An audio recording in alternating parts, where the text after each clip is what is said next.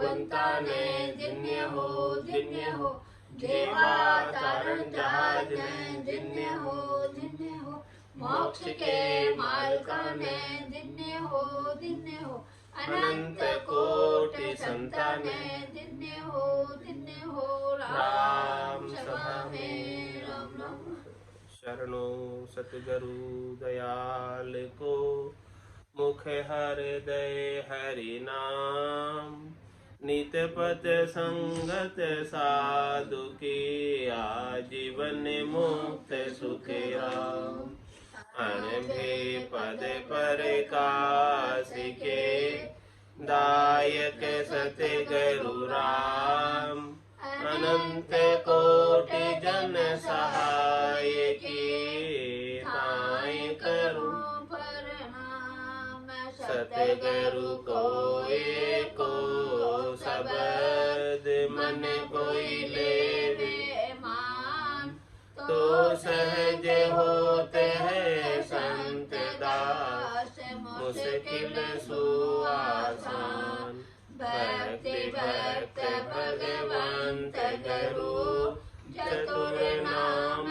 वपुएक जिनके पद रज परस ताना सत विघ्न सब धरती कागदे करऊं सब वन कलम कटाई सात समुद्र शाही करऊं सतगुरु गुण लिखा न जाए राम राम राम राम राम राम राम राम राम राम।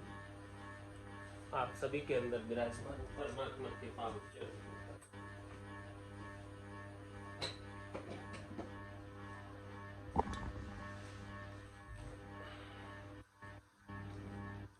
अनंत श्री सदगुरु सुखराम जी महाराज की अंडे ग्रंथ बेली ग्रंथ अमृत साठ चल रहे। महाराज फरमा रहे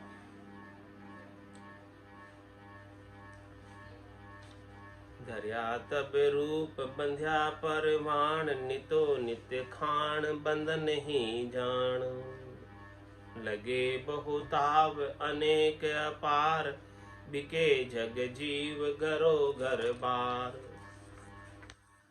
भले बहु फेर अनेकू होय दुखी बहु रूप गड़ी जे जो पड़े बहु मार अनेकू ठोड़ तुम्हें यूं ब्रह्म पड़े बहु जोड़ बिछूटी घात तजी तब खान माया सो माय भिड़ो तब आन तुम्हें यूं ब्रह्म कहा वो राम धर्यो मन रूप तजो निज धाम। महाराज फरमा रहे हैं कि जब ये शरीर धर कर आ गया रूप धर के आ गया तो इस शरीर के बंधन में आ गया मुक्त चेतन होते हुए शरीर के साथ बंध गई शरीर के सुखों में बंध गई और नित्य नित्य खान बंधन ही जान जब तक ये जन्म धरती रहेगी कोई भी खान में तब तक वो बंधन में ही रहेगी बंधन से अलग हो नहीं सकती और यहाँ बंधन में आकर लगे बहुताव अनेक अपार बिके जग जीव गरो गर बार इस बंधन के अंदर बहुत अधिक ताव लगते लगे बहुताव अनेक अपार ताव लगते संसार के अंदर अनेक तरह के ताव उसको दुख उसको सहन करने पड़ते दुख और बिके जग जीव गरो घर बार ये जीव जो है इस संसार में घर घर में बिकता रहता है बिकने का मतलब कभी किस घर में गया कभी किस घर में गया कभी किस घर में गया इस प्रकार से वहाँ इसका बिकाव होता रहता है ये आगे से आगे चलता रहता है बिकता रहता है और आगे से आगे इसका कार्यक्रम सारा बढ़ता रहता है मरेंगे मर जाएंगे कोई न लेगा नाम उजड़ जाए बसाएंगे छोड़ बसंता जाओ बसंत का नाम छोड़ लेकिन बैठ सके तो लगे बहुताव अनेक अपार बिके जग जीव गरो घर बार इसलिए गरो घर में जाता है और वहाँ जाकर बिक रहा है भले बहु फेर अनेकों हो, ये दुखी बहु रूप गड़ी जे जोई। महाराज फरमाने कि भले ये अनेक वस्तुओं के रूप में बनता है, अनेक शरीरों के रूप में बनता है, लेकिन दुखी बहु रूप गड़ी जे जोई। और ये जब गड़ा जाता है तब इसे बहुत दुख होता है, यानी गर्भवास में इसे बहुत कष्ट सहन करना पड़ता है, दुख सहन करना पड़ता है, तब इसका शरीर बनता है। शरीर ऐसे ही नहीं बनता है। 9-9 महीने गर्भ के अंदर उंधे लटके रहना पड़ता है, मलमूत्र का संग वहाँ रहता है, ऐसी स्थान पर जहाँ श्वास नहीं लेने में आती है, ऐसी जगह पर उसे गर्भवास में 9 महीने का समय व्यतीत करना पड़ता है। तो भले बहु फेर अनेक हो, ये भले अनेक हो, किसी भी शरीर में जावे, हर एक शरीर के अंदर इसी प्रकार से उसे गर्भवास के दुख देखने। दुखी बहु रूप गड़ी जे जो, गड़ने के अंदर भी बहुत दुखी होता है। जब इसे गड़ा जाता है तब भी ये दुखी होता है, और फिर मरते वक्त भी दुखी होता है, यानी जन्मते वक्त भी दुखी है, जन्म से पहले जब इसका गर्भवास में गड़ा गया तब भी वहाँ दुखी है, और फिर जब गड़ा जा रहा है, फिर जब मृत्यु हो रही है तब फिर दुखी हो रहा है। तो यहाँ देखो शरीर के संग कितने दुख सुख जो है इसको सहन करने पड़ रहे हैं, और इसको कितनी जगह कितनी मार खानी पड़ रही है। पड़े बहु मार अनेकों ठोड़, तुम्हें यूं ब्रह्म पड़े बोझो। तुम ब्रह्म होकर इस प्रकार से अनेक स्थानों पर जा रहे हो और बहुत अधिक मार खा रहे हो। पड़े वो मार अनेकों ठोड़, अनेकों स्थानों पर इस प्रकार से मार खानी पड़ रही है। तुम्हें यूं ब्रह्म पड़े बोझ हो, अब ब्रह्म होते हुए इतनी जगह मार खाने के लिए जाते हो।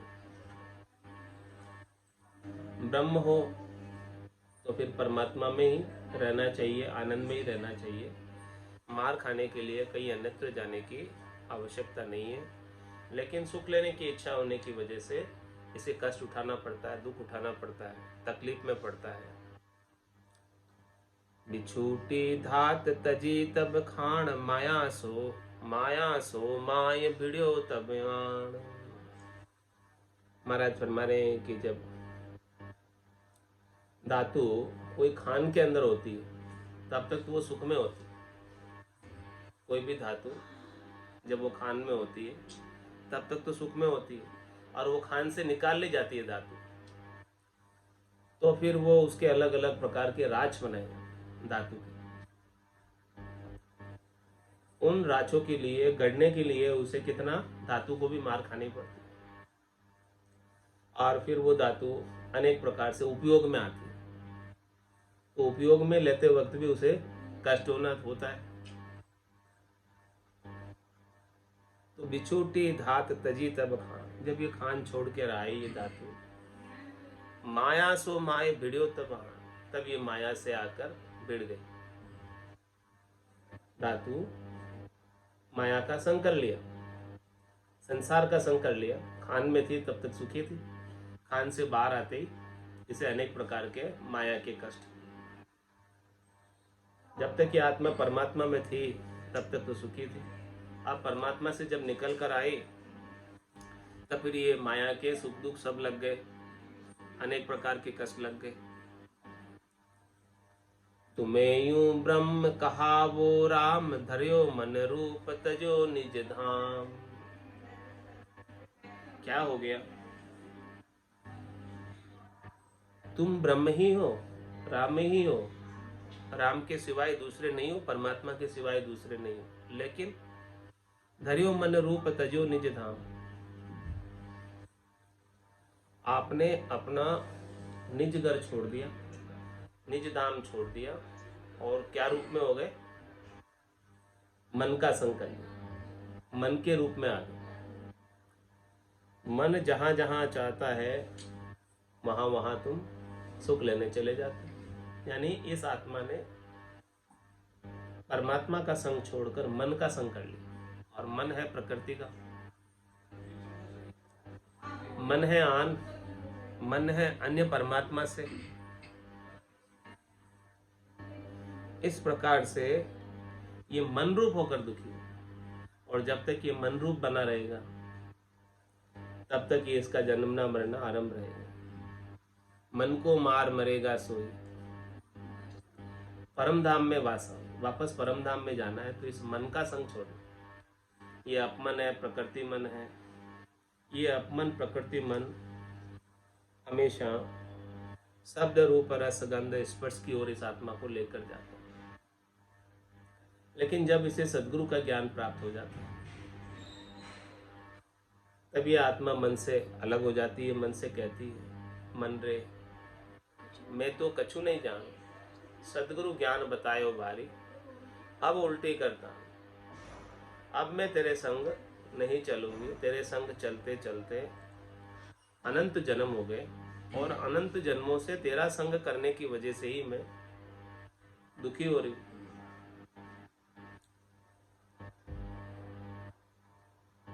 मन रूप होने की वजह से ही मैं दुखी हो रही हूं। यदि मैं मन रूप नहीं होती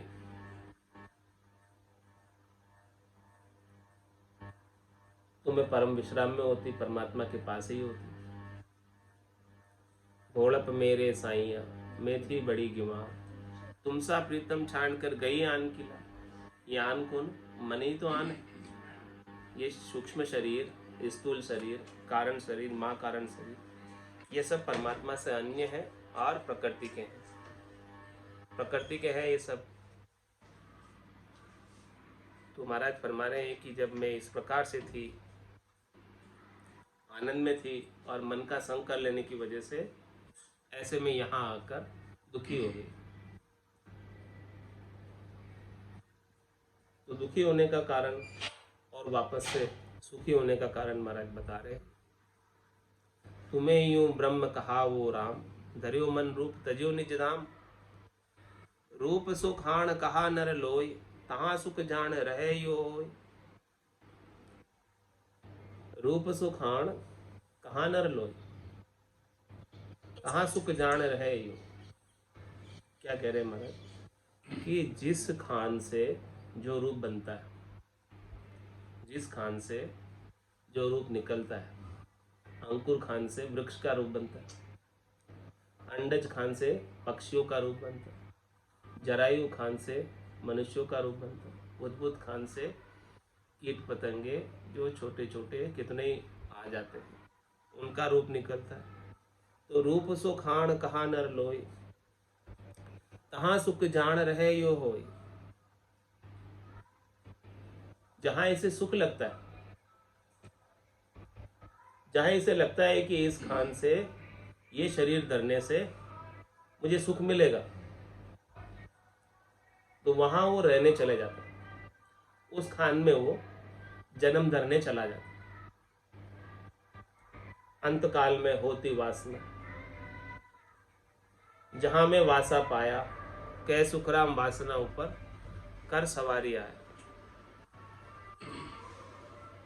तो रूप सुख हाण कहा नर लोय, तहां सुख जान रहे हो। जहां इसे लगता है कि सुख है, वहीं वो रहने लग जाता है। अबे दर रूप पड़ियो बस आए, जहां तहां रूप संडासी खाए। इसकी वासना के अनुसार, सुख प्राप्ति की इच्छा के अनुसार रूप धर लेता है, और उस रूप के वश में हो जाता है, उस शरीर के वश में हो जाता है। अब उसे उस शरीर से ही सुख लेने की इच्छा बनी रहती है, और जहां तहां रूप संडासी खाए। अब जो भी रूप में वो जाएगा, उस रूप में उसे गढ़ा जाएगा, बनाया जाएगा उसका। तो बनाने के लिए जो कष्ट है, वो सारे कष्टों को उसे भोगना पड़ेगा, दुखों को। उस रचना के जो कष्ट है, वो रचना की सारी तकलीफें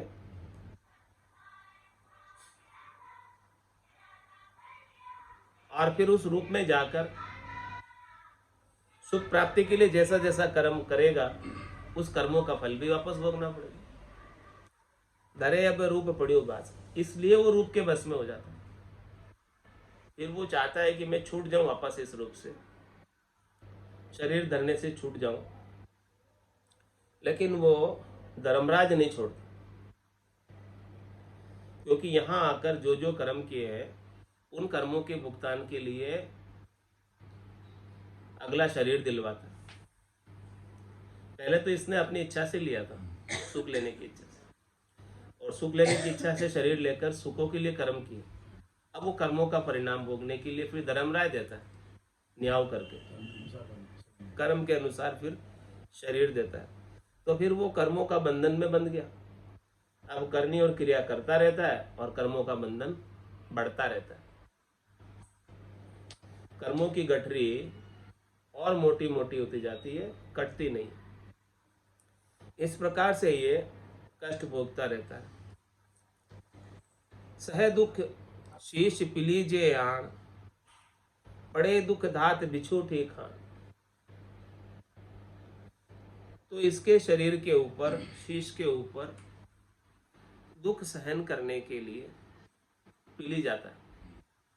पीली जाता है यानी तिल है, मूंगफली है, उसका तेल निकालने के लिए उसे पीला जाता है। तो महाराज फरमा रहे कि जैसे उनको पीलने के वक्त दुख होता है, वैसे इसके कर्मों का फल भोगने में दुख होता है। सह दुख शीश पीलीजे आण, इस प्रकार से इसे विवश होकर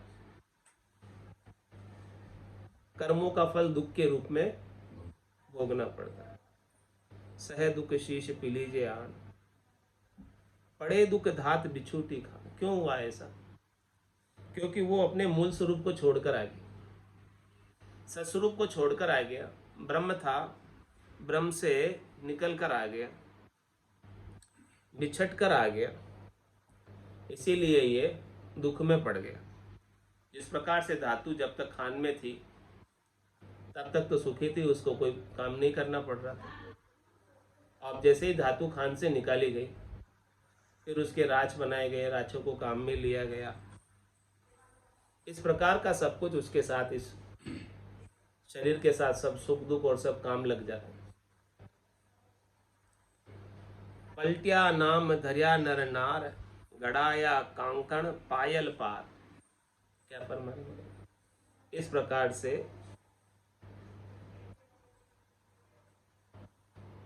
ये जीव ब्रह्म था और ब्रह्म से जीव हो गया, मन का संग करने से, शरीर का संग करने से।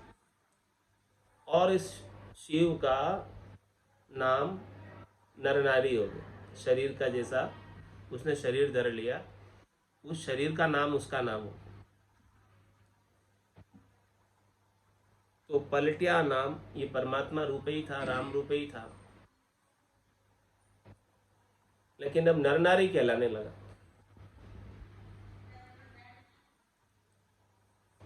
किस प्रकार से कहलाने लगा? गड़ाया कांकण पायल पार। इस प्रकार से सोना था,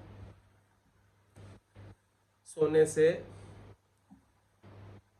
कांकण बना दिए, पायल बना दिए, घुंघरू बना दिए, अलग अलग चीजें बना दी। अब उनका अलग अलग नाम हो गया। इसी प्रकार से जैसा जैसा ये शरीर धर लेता है, उस धातु से जैसा जैसा ये आभूषण बन जाता है, जिस जिस रूप में आ जाता है, उस रूप का नाम उसे मिल जाता है और उस रूप के नाम के अनुसार वो कहलाने लगता है, जानने लगता है, पहचानने लगता है। धरी बहु जात छती सुआय, अभय अंग दो ये जहां तहां कहाय। इस प्रकार से इसने 36 जातियां धारण की।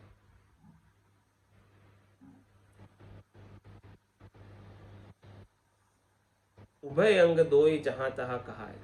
महाराज फरमा रहे हैं कि इसके दो ही अंग वैसे ही है जैसे धातु से अलग अलग चीजें बनी है, जेवर नाम अलग अलग रखे गए, वैसे ही मनुष्यों की भी अनेक जातियां होगी।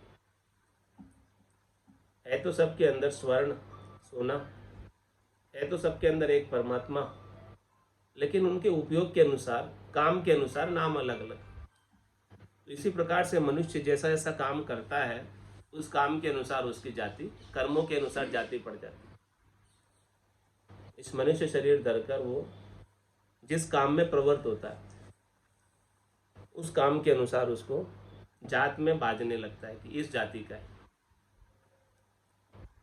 तो जातियां सब शरीर की है, जातियां सब उनके कर्मों के अनुसार, काम के अनुसार है। एको मूल आदो अनादो होय, अबे भरम नाम कहाया दो। आद अनादि से वो एक ही था, परमात्मा रूप ही था, लेकिन अब भ्रम की वजह से दो कहलाने लगा, नाम इसका अलग बाजने लगा। भ्रम क्या था? शरीर संसार के सुख लेने। ये भ्रम उसके भीतर घुस गया कि मुझे इस शरीर से, संसार से, इंद्रियों से, वस्तुओं से, प्रकृति से सुख लेना है। उस सुख लेने की भ्रम की वजह से ये परमात्मा से न्यारा बाजने लगा, न्यारा कहलाने लगा। यदि ये भ्रम मिट जाए, वापस परमात्मा रूप हो जाए, वापस राम रूप हो जाए, जो दो कहला रहा है, अलग कहला रहा है, न्यारा कहला रहा है, बूंद कहला रहा है, वापस सागर ही हो जाए। जैसे बूंद मिली सागर में, पकड़ सके क्या कोई कर्म, वापस सोना बन जाए, गला दो। जीव ब्रह्म मिल भया समान, और ब्रह्म मिलिया कर्म करे ना। ये जीव जो है ब्रह्म में मिलकर ब्रह्म के समान हो जाता है, और एक बार ब्रह्म में मिलने के बाद फिर इसे कोई काम करने की आवश्यकता नहीं रह जाती, फिर अन्य कोई काम करना ही नहीं उसको। अन्य काम जब तक ही है जब तक वो ब्रह्म नहीं हुआ, राम रूप नहीं हुआ, वापस परमात्मा में मिला नहीं। ऐसे तू ब्रह्म विचार हुए एक, नारी नर जीव सबे यूं एक। क्या परमात्मा मन, इस भ्रम की वजह से तू अलग कहला रहा है, और ये भ्रम का विध्वंस सदगुरु कर रहे कि तू अब ब्रह्म का विचार कर कि तू ब्रह्म ही है, तू नर नारी नहीं है। तेरा शरीर का नाम वास्तविक नाम नहीं है, तेरे शरीर की जाति वास्तविक जाति नहीं है, तेरे शरीर की गोत्र वास्तविक गोत्र नहीं है। तेरी वास्तविक जाति तो ब्रह्म है, परमात्मा तेरी जाति है। उस परमात्मा जाति का है तू, और बाकी ये शरीर संसार पूरा प्रकृति जाति का है। ये दोनों की जातियां अलग है। तूने विजातीय संग किया है, इसीलिए दुखी हो रहा है। वापस अपने मूल स्वरूप को प्राप्त कर ले, वापस अपने आद स्वरूप को, निस्वरूप को प्राप्त कर ले, वापस अपने सत्स्वरूप को प्राप्त कर ले। वही तेरा सच्चा निज घर है। ऐसे तू ब्रह्म विचार हो गए। इस प्रकार से तू ब्रह्म का विचार करके परमात्मा से एक हो जा, मेक हो जा, अरस हो जा, परस हो जा, और वापस राम रूप ही हो जा। इस प्रकार का तू विचार कर कि तू अलग नहीं है परमात्मा से। अलग तो केवल भ्रम की वजह से हो गया था। अब वो भ्रम का विध्वंस कर ले, भ्रम को मिटा ले, तो क्या होगा? नारी नर जीव सबे यूं। तो नर नारी और जितने भी जीव हैं वो परमात्मा के अभिन्न हो जाएंगे, भिन्न नहीं रहेंगे। भिन्न जभी तक है जब वो अपने आप को न्यारा समझते हैं परमात्मा से। किसकी वजह से? सुख लेने की इच्छा की वजह से। और जब सुख लेने की इच्छा मिट जाएगी, भ्रम वो मिट जाएगा, तब ये परमात्मा रूप, राम रूप ही हो जाएगा। फिर उनमें और परमात्मा में कुछ अंतर नहीं रह जाएगा। धर्यो तब रूप बनायो तोल, है सत्य आज पढ़ो अब मोल। क्या फरमा रहे महाराज? जब इसने रूप धर के आया तो वो तोल मोल में आ गया। तोल मोल में आ गया, इसका तात्पर्य है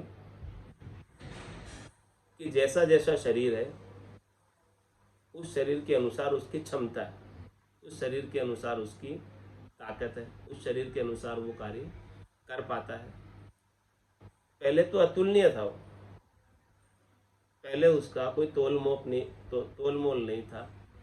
पहले उसका कोई वो अमाप था, अथाप था, अनंत था, अथाह था। लेकिन शरीर धरते ही वो सीमित हो गया, समष्टि से व्यष्टि हो गया शरीर धरते ही। तो धर्यो तब रूप बनायो तोल, उसका तोल, उसका मोल उसके रूप के अनुसार हो गया। अनंत अपार होने के बावजूद भी वो तोल मोल में आ गया। है सत आज पड़े अब मोल। महाराज फरमा रहे हैं कि तू आज भी सत है, लेकिन तू क्यों तोल मोल में पड़ा है? क्यों नहीं वापस तू जो है परमात्मा में मिल जा, जो अमाप है, अथाप है, अनंत है, अगाध है। क्यों वापस तू व्यष्टि बना हुआ है, क्यों नहीं समष्टि हो जाता? ऐसे सत परमात्मा से मिल जा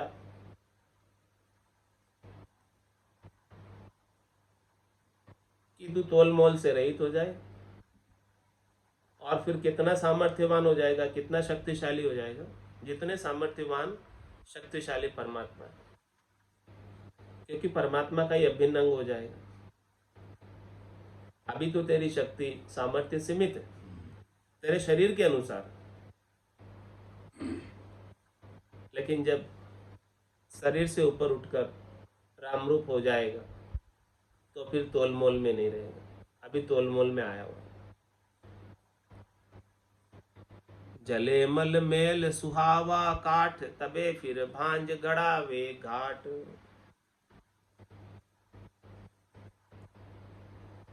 महाराज फरमा रहे हैं कि जब सुहागा यानी सोगी डाली जाती है और सोने को तपाया जाता है, और उसका जितना खोट है, माया का उसमें जितना भेड़ है, वो सब न्यारा किया जाता है और उसे तपाकर, गड़ाकर, आभूषण को भांग कर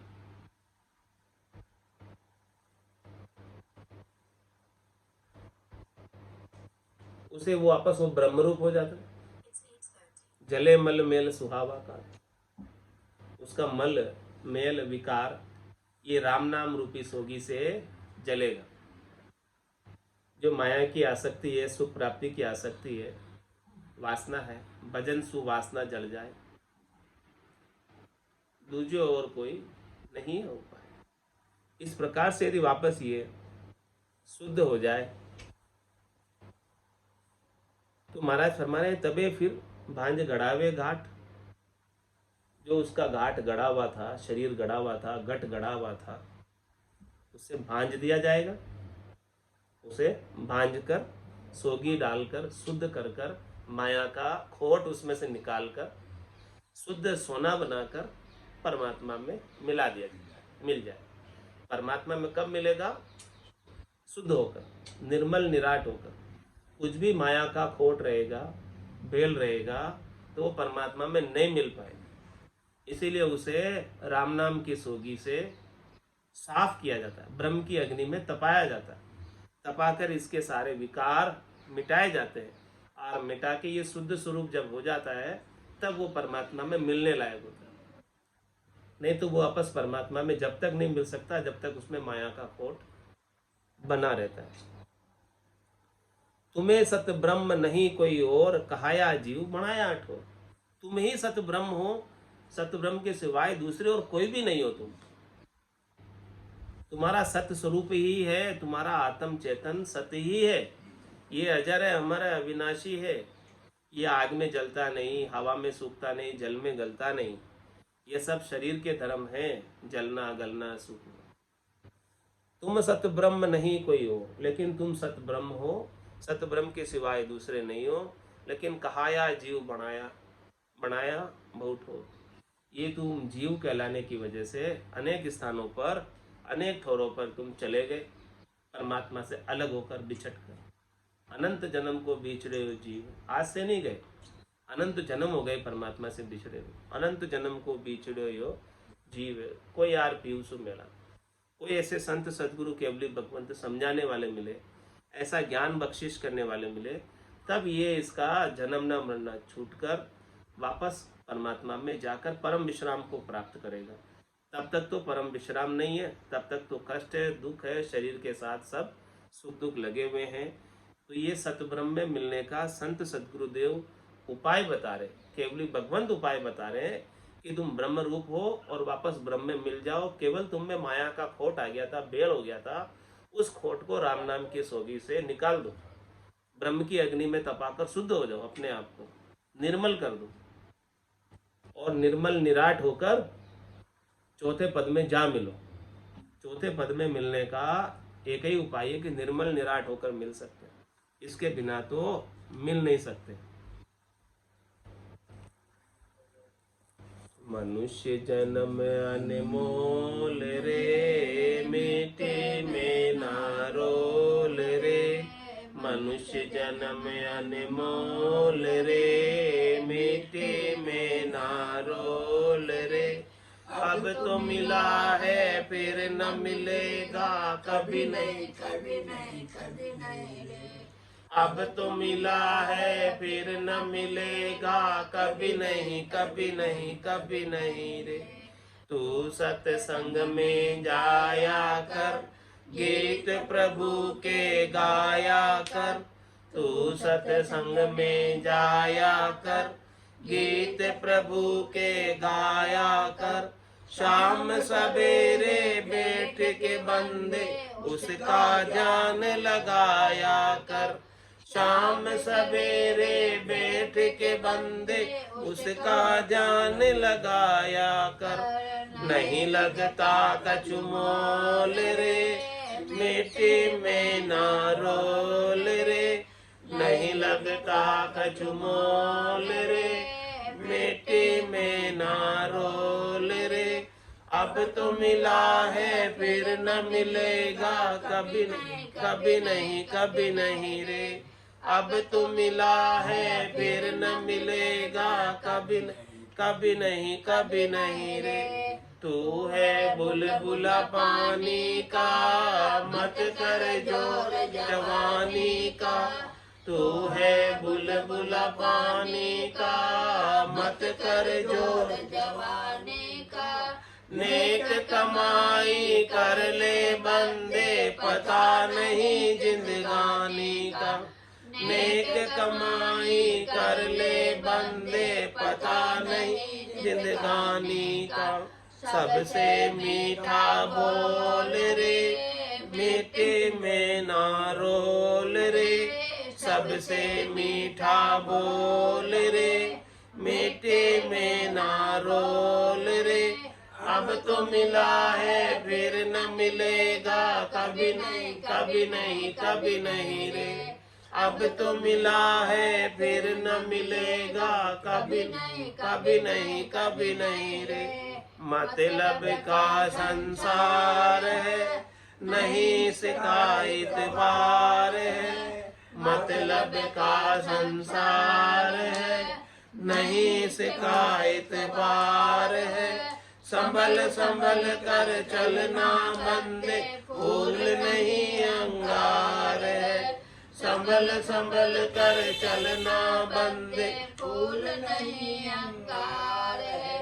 मन की आंखें खोल रे, मीठे में ना रोल रे। मन की आंखें खोल रे, मीठे में ना रोल रे। अब तो मिला है फिर न मिलेगा कभी नहीं, कभी नहीं, कभी नहीं रे। अब तो मिला है फिर न मिलेगा कभी नहीं, कभी नहीं, कभी नहीं रे। सतगुरु परम उदार है, ज्ञान के भंडार है। सतगुरु परम उदार है, ज्ञान के भंडार है। जो कोई उनकी शरण में जावे, उसका बेड़ा पार है। जो कोई उनकी शरण में जावे, उसका बेड़ा पार है।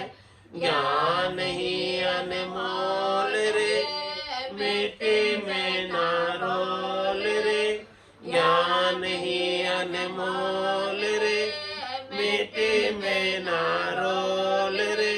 अब तो मिला है फिर न मिलेगा, कभी नहीं कभी नहीं कभी नहीं रे। अब तो मिला है फिर न मिलेगा, कभी कभी नहीं कभी नहीं रे। मनुष्य जन्म अनमोल रे, मिट्टी में ना रोल रे, मनुष्य जन्म अनमोल रे, मिट्टी में ना रोल रे। अब तो मिला है फिर न मिलेगा, कभी नहीं कभी कभी नहीं रे। अब तो मिला है फिर न मिलेगा, कभी कभी नहीं कभी नहीं रे।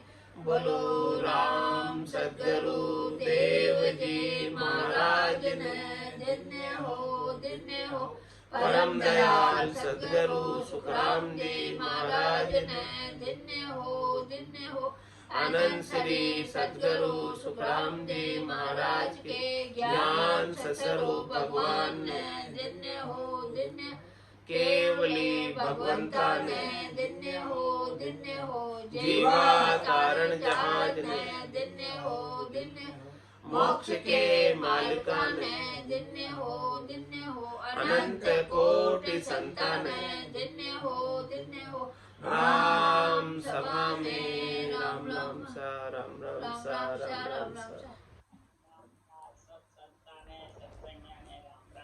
राम राम सा।